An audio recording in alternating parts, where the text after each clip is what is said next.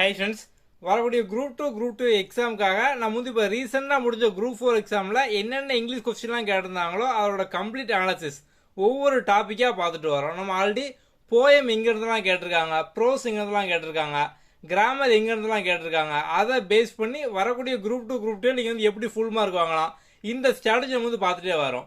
இந்த வீடியோவில் நம்ம பார்த்தோம் அப்படின்னா வந்து active voice, passive voice, so அதை சார்ந்து பார்த்தோம் அப்படின்னா வந்து ஒரு கொஸ்டின் வந்து கேட்டிருந்தாங்க. இதில் பாருங்கள், select correct active form for the sentence. Our army has been defeated by the enemy.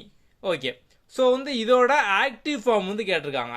So நம்ம இந்த ஆக்டிவ் வாய்ஸ், பேசிவ் வாய்ஸ் இதில் நம்ம சிம்பிளாக பார்த்தோம் அப்படின்னா வந்து ஒரு டேபிளில் ஷார்ட்கட் மாதிரி நம்ம வந்து கொடுத்துருப்போம். ஸோ இது வந்தால் இதான் வரும் அப்படிங்கிற மாதிரி.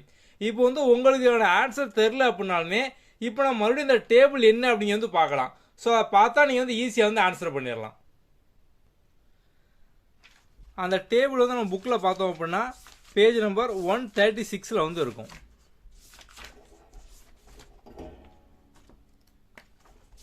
ஓகே, ஸோ இந்த 136 பார்த்தீங்க அப்படின்னா உங்களுக்கு ஆக்டிவ் வாய்ஸ், பேசிவ் வாய்ஸ் இது நம்ம வந்து கொடுத்துருப்போம்.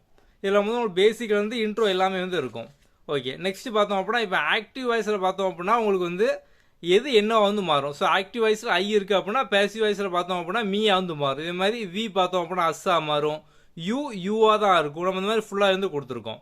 ஓகே, ஸோ வந்து நெக்ஸ்ட்டு பார்த்தோம் அப்படின்னா வந்து உங்களுக்கு இப்போ வந்து இந்த ஹேஸ் அப்படிங்கிறது பார்த்தோம் அப்படின்னா வந்து இங்கே வந்து எந்த மாதிரி வந்து வரும். ஸோ ஹேஸ் அப்படிங்கிறது பார்த்தோம் அப்படின்னா ஹேஸ் பீன், ஹேவ் அப்படின்னா ஹேவ் பீன்.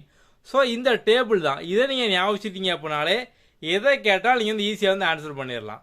ஸோ வந்து ஹேஸ் பார்த்தோம் அப்படின்னா ஹேஸ் பீனாக வந்து மாறும். ஸோ அப்போ வந்து ஆக்டிவ் வாய்ஸில் ஹேஸாக வந்து இருக்கும், பேசிவ் வாய்ஸில் ஹேஸ் பீனாக வந்து இருக்கும். இப்போ இந்த கொஸ்டினில் பார்த்தோம் அப்படின்னா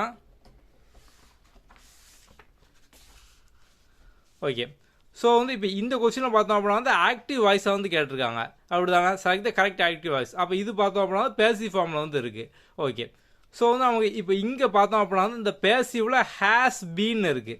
ஸோ இப்போ வந்து உங்களுக்கு பேசிவில் ஹேஸ் பீன் இருக்குது, நமக்கு கேட்டிருக்கிறது ஆக்டிவ். அப்போ ஆக்டிவில் ஹேஸ் வந்து இருக்கும். அப்படி தானே, ஸோ ஹேவ் பீனா ஹேவ் இருக்கும், ஹேஸ் பீனா ஹேஸ் வந்து இருக்கும்.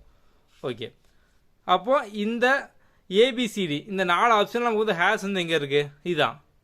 The enemy has defeated our army. அவ்வளோதான், சிம்பிள்.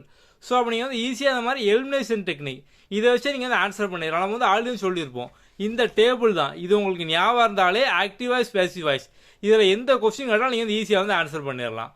ஓகே, ஸோ நம்ம வந்து உங்களுக்கு ஆல்ரெடி பார்த்தோம் அப்படின்னா நீங்கள் வந்து இங்கிலீஷை ஈஸியாக படித்து முடிக்கிற மாதிரி ஒரு 21 டேஸ்க்கான ஃப்ரீ சேலஞ்ச் வந்து கொடுத்துருப்போம். ஸோ அந்த சேலஞ்சை நீங்கள் கம்ப்ளீட் பண்ணிங்க அப்படின்னாலே ஈஸியாக இங்கிலீஷில் பார்த்தோம் அப்படின்னா 90 to 95 ப்ளஸுக்கு மேலே வந்து போட்டுடலாம்.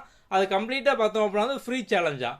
அதை பற்றின டீட்டெயில் வீடியோ நம்ம வந்து ஆல்ரெடி வந்து கொடுத்துருக்கோம். நான் இந்த வீடியோட கமெண்ட்லேயும் டிஸ்கிரிப்ஷன்லேருந்து கொடுக்குறேன், அதை பார்க்காதவங்க பார்த்துக்கோங்க. நம்ம அடுத்த வீடியோ பார்க்கலாம். தேங்க்யூ.